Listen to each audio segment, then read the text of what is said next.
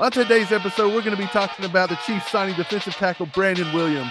Mahomes' baby has been born. We're going to give you some injury updates on Kadarius Toney and Mecole Hardman, and then me and Steve are going to give you our power rankings. Let's go. What's up, Chiefs Kingdom? Kansas City has made another signing. This time it's defensive tackle Brandon Williams, formerly of the Baltimore Ravens. Yesterday's signings with Melvin Gordon and Bryan Edwards, they weren't that intriguing, but this one, Mike, I like this one. It's a good one, and I think he'll be on the 53-man roster, and I think he could contribute before the season's over. Yeah, I believe so. We were talking about it yesterday. I didn't particularly like either of those signings. I don't think they're going to contribute much unless something happens, like we said, injury. But today, Brandon Williams, that's a Pro Bowl DT. He's a little older. He's 33, but that's not too old. We were talking about getting Ndamukong Suh in here, and I believe he's younger than Suh. He was a third-round pick by the Ravens in 2013. He played 9 seasons there. He had 114 regular season starts, and these numbers are very impressive. He is a run stuffer, 323 tackles, 33 of those being a tackle for a loss. He did put up 6.5 sacks, had 2 forced fumbles, 5 fumble recoveries, and 11 pass deflections. This guy can create havoc in the middle, and that's what we need, man. More guys in the middle taking the heat off Chris Jones and off our edge rushers. I like it, dude. This reminds me a little bit of Mike Pennell we had a few years ago. Right, and he was a key contributor in that Super Bowl run because he made all kinds of good stops on running plays. Colin Saunders and Derek Nottie, they've both been playing well, but we do have Turk Wharton who's out for the season with that knee injury, and then Danny Shelton never quite panned out. We have seen Spags kind of kick some guys on the inside like George Karlaftis, Mike Dana, and you've seen them kind of work Chris Jones out to the edge sometimes and do kind of different looks. But this gives us someone in there that's solid that can come in, give you some good snaps, and make sure that that run's getting stuffed. And I think that's something that we've been missing previous games because you've seen some pretty good running chunks come out, and there's been a lot of people complaining about our run defense. So I think this is definitely a spot that we could touch up a little bit, and I think that's what Veach is going for with the signing. Yeah, 100%. I believe it's a great signing. I'm excited about this one. Yesterday, not so much. Today, I'm excited about it. I think Brandon Williams can do some work on the inside there. You guys be sure to let us know in the comments what you think. I'm intrigued to hear what Chiefs Kingdom thinks. Usually everybody in the Chiefs Kingdom wants every player signed that comes available, but nobody's been talking about Brandon Williams. We actually talked about this, Steve, in the offseason, didn't we? We said he was one of the pickups we wanted to see. Yeah, we said that could be a possibility in the offseason, actually. And of course, that didn't come to pass, but here he is now. So, I mean, I'm good with it. I think he's a good player. And I think he'll bring good experience to that defensive line and give us some good snaps. So I do like this signing a lot better than the ones yesterday. Like I said, I think he will be a contributor in our playoff run. So I'm good with that. So moving on, we got some baby news in the kingdom. The new prince is here. King Mahomes had a baby boy. He named it Bronze. Actually, Patrick Levon Mahomes the third. He is the third. Steve, you actually called that when we done the baby naming episode a few, what was that, months ago, I guess. Yeah, so we were joking around and coming up with crazy names, but we also had some serious guesses. And you said Slate, I believe it was, Yes. because of Sterling, Silver, and Steel. You thought they were going to stick with that S theme. I thought that was a great guess, but all actuality, I think if you're Patrick Levon Mahomes the second, you got to go ahead and make him the third. I do like that they threw in Bronze as kind of a nickname, and I like that he's the third and he's also Bronze, and it's still a metal name that goes along with the rest of the family. So pretty clever there. I like it. I think it's cool. That's I'll be clever. excited to see what the little man looks like because they always, they don't want you to see the cone-headed baby and the weird-looking alien babies that first come out. They never want to show you. So they'll give it a few days before they reveal. But I think he's going to be a cute little guy. What about you? Hey, we got to see his adorable little feet. Whoa. What if his What? head's as big as Mahomes' was, and that's why they didn't show it? That's a possibility. That was a big cranium. And if so, No. prayers going out to Brittany right now.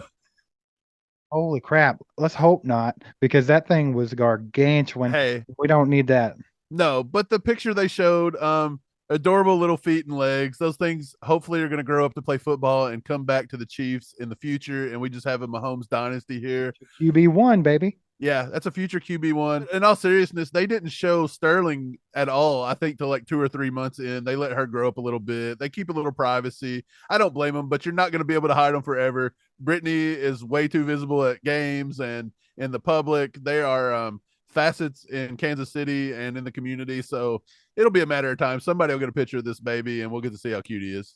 Yeah, but congratulations, Patrick. I know you watch the show every day, so while you're watching, we just want to tell you congrats, and that's Congrats, Brittany. awesome. Congrats, Patrick. Let's go ahead and talk about the injury updates with Kadarius Toney and McCole Hardman. Not that, I feel like we're struggling in the receiver department, but it would be nice to have those weapons available if we need them. And we're definitely going to want them healthy for our playoff run. So, Mike, what's the update on Kadarius Toney? Because that's the one I really have my eye on. Right. So the only thing Andy Reid has given us is that they are going to take this slow. He's going to be listed as day to day, and they don't want to rush him back. When he gets back, they want him to be back for the long haul. They don't want this to be a recurring thing like happened in New York. Um, a lot of people are coming at us and they're like, look, you guys got swindled. This is what he's going to do to you. All that kind of, jazz. But I'm not buying into it. I do think we'll be very cautious with him. They don't rush him back. I don't think we'll see Toney for another 2 to 3 weeks. If it were me, it would be every bit of 2 to 3 weeks. And I know that's going to bother Chiefs Kingdom and it's going to feel like we got ripped off in the short term, but I believe this is a long term play. Right. I don't feel like it's a ripoff, but I do have some concerns with it because now I'm looking at Kadarius Toney comes in and contributes for one game and one game only, and then he's back on the sideline with that hamstring that's been nagging him his entire career. And then, now we have to take it slow. We don't want to rush him back on the field. So we're playing that angle. So who's to say that we don't get any more production out of Kadarius Toney for the rest of the year? Well, let's look. We give up a 6 and a third. If I'm not mistaken, both of those are conditional. What are they conditional on? How many snaps he takes? How much production he puts out? This could be something that causes us to maybe get back a sixth or a third off of them. That would be kind of a fun thing to get. I don't know how that works. I'll have to look into it more. But other than that, maybe that's something you could take as a positive out of the situation. Nah, I'm more concerned about him being on the field and contributing because I feel like he is a dangerous weapon, especially in this offense. And if he's out there and willing to give it his 100%, it could be big things for Casey. So I just want to see him healthy and on the field, and get him in a rhythm because he just got here, and I feel like he got his first really good game and showed what he could do, and then all of a sudden it's like back to square one. So now it's like starting over again. Dude, I'm a big Joker fan. I think Kadarius Toney, I think he's going to have a good career here. I think he'll be back healthy. I think they're going to ease him back in. When he's back, I want him to be back for good, for the long term, for the Super Bowl run. I think they will. Speaking of a Super Bowl run, I think we need Miko Hardman to do that. Straight up, Miko Hardman is a key piece to that. And he just tweeted today that he's back being able to lift some weights. That's a good sign. That means those abdominals must be healing up pretty good. I mean, you probably don't need your ankle or whatever it was that he had. What was the heel injury? You don't need the heel injury probably to lift weights. But other than that, that must prove that his abs are healing up nicely. Hopefully, he'll be back in 2 weeks ready to go. A lot of people were saying some of our struggle in the red zone against the Rams this past week was because Miko wasn't on the field. What do you think? I don't see that, but it's a possibility. I mean, McCall Hardman, he's not a game breaker. I don't feel like if McCall Hardman's not on the field, we don't have a chance or we're Hey, missing like a key piece of offense. But with that you being said, he's our longest tenured receiver. He's got the most experience in this offense, and he is a threat just because of his sheer speed and athleticism. So, I mean, just having him on the field is always going to be an advantage. But yeah, that's just where I'm at with it. I do want him healthy, and I do want him back on the team because like you said, I think it's a key piece to our Super Bowl run because we need that experience on the field. Sometimes it comes in handy, and he makes big plays when it matters. yeah, we've been rooting for Miko to have a big year. We wanted him to happen. I feel like he's had a lot of injuries this year, but I felt like he was progressing pretty well. But yeah, you go tell San Francisco that Miko Hardman's not a game changer. Yeah, well, I mean, I think I could have ran those end rounds on them. They were sucking that day. Hey, we're too old. Hey, We're not doing that. hey, I run like a 5.8 40, son. I can totally get that end around there. Five Nick eight. Bosa's too slow. He can't Hey, do nothing.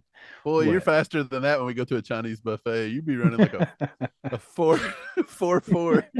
Yeah, but Dude, I want to see these guys back on the field. I want to see the offense at 100% because there are a lot of weapons and the ball does have to be distributed a lot. I mean, if you look at the last game, it's ridiculous the pass distribution. Everybody on the team got involved. Everybody had catches, everybody had yardage. I mean, Mahomes is just dealing, man. He's just throwing it to whoever's open, and that's what he needs to be doing. But I do want to see the offense at 100%. I want to see our best players on the field when it counts. So definitely want to get those guys back. Let's go talking about when it counts. Power rankings. Let's see who's some of these teams that KC could be playing in the playoffs. Who's going to be contending for that Super Bowl? I think we're going to go ahead and start this off with KC being the obvious number one choice in the power rankings at the moment. I know that they have one more loss than the Eagles, but I feel like the situations are a little different there. Casey's had a little harder path than the Eagles, and I think they will continue to have a harder path than the Eagles. But I'm going to go ahead and give them that top spot, and I think you would agree with that, right? Yeah, Casey's clear cut best team in football. It's not because our podcast is called All Chiefed Up. That we're going to take that out of the equation. Patrick Mahomes is the best quarterback in the game. He's the front runner MVP. I know before the end of the year they're going to try to say, you know, uh, Hurts, Tua. They're going to try to take it away from him. They treat him so horribly. Like this guy's won one MVP, and they already have Mahomes fatigue. It's ridiculous. Let's just let's just put it in the bag. Mahomes is the MVP. We're the clear cut number one right now. Let's go on to number two. I'll say All Chiefed Up says the number two team in football right now is those Eagles you just talked about. I think you have to put them up there. They got a pretty good record. They beat some good teams. Again, our worst loss was against the Colts. They almost pulled a stinker there in Indy last week or the week before. I don't remember when that Man, was. Like the days are going by so slow. I have no idea what day it is. we've talked about it before. Those freaking AFC South teams just have a way of like boring you into a close football game, basically bore you to death, and it Dude, works. But it's always these like slow, crappy, not fun to watch games that end up being close. But I mean, the Eagles, man, if you're looking at them, they're actually a scary team because they're young and talented, and their roster, from top to bottom, contends with anybody in the league. And they're gonna get better. So they're definitely a team to look at in the future. But I think they're definitely the number two team in football right now as well. It's hard to deny that. If we could go ahead and move on to number three, which I think is the Miami Dolphins. Surprisingly, I would have not had them even in the top five throughout the year preseason. But two has actually played better than I expected him to. Teams come together pretty good. They have a lot of young talent as well, but their coach doing an excellent job. They're balling right now. that coach, I don't know if we're supposed to like Mike McDaniel, but I crack up at that guy. Like he is like the nerdiest dude, and he's hilarious. I don't even know if he tries Dad to be jokes. hilarious. Dude, he's so bad. Do you remember the TV show that used to come on that like they had it was called like they do like draft. What was it? The League? It used to come on Yeah, Comedy Central. yeah. He reminds me of one of those guys from the league, like the little guy called Ruxin, I believe. But yeah, I think you got to put Miami there. Tyreek Hill's been an excellent pickup. I know they give up everything in their franchise to get him, in the next two drafts, but he's played well. Tua has actually been a good quarterback this year. I'll give it to Tyreek. He's no Mahomes, but he's up there. I'd say Tua is a top five quarterback in the league. I didn't think I'd ever say that. But yeah, their defense is coming along. They give up a lot to go get Bradley Chubb. He had a big sack. The defense is starting to play. I think Miami's legit. That might be a team you don't even want to see in the playoffs. Let's be honest. But let's move on. Number four, another AFC East team. We'll go ahead and put Buffalo here. And I'm going to put them over the team we got at number five because, again, not the biggest Josh Allen fans under the sun. You know that if you've watched us. But we believe the quarterback edges out the team sitting at number five's quarterback. And so that is where we're going to put them in at number four because I do believe Buffalo's a solid team. I mean, you can't take that away from them. No, they've had some hiccups in the last 4 weeks, but I mean that's to be expected throughout any season. This kind of stuff happens. But when Buffalo's clicking on all cylinders, they are potentially the best team in the NFL. So it's hard to argue with.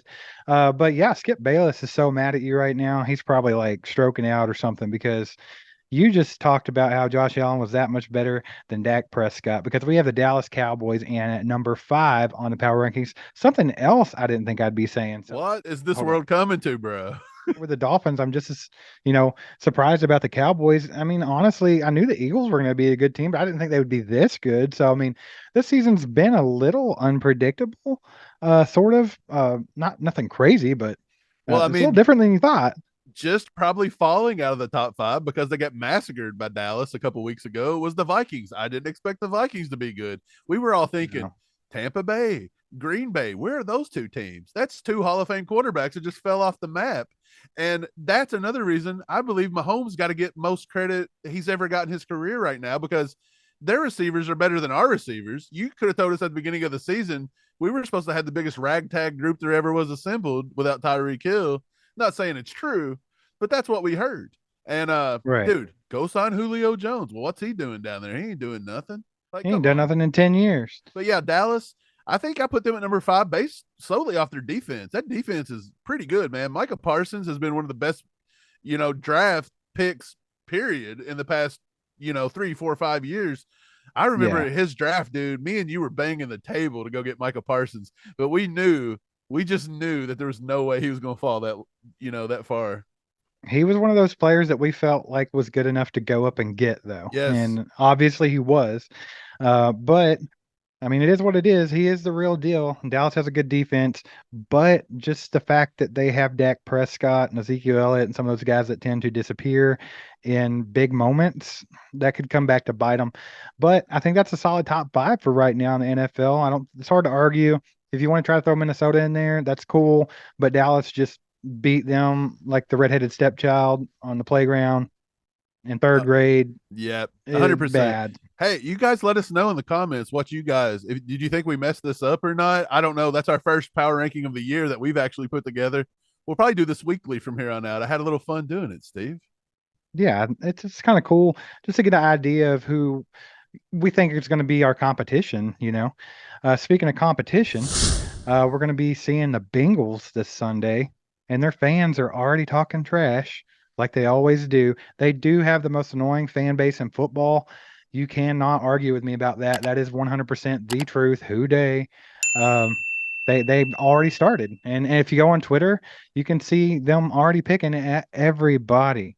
It's unreal. So we'll get more into that, but we talked a little bit about the game yesterday in this video right here. So you can click on that, catch that. Make sure to hit that like button, hit the sub button, and we will see you next time, Chiefs Kingdom. We will see you guys tomorrow. Peace.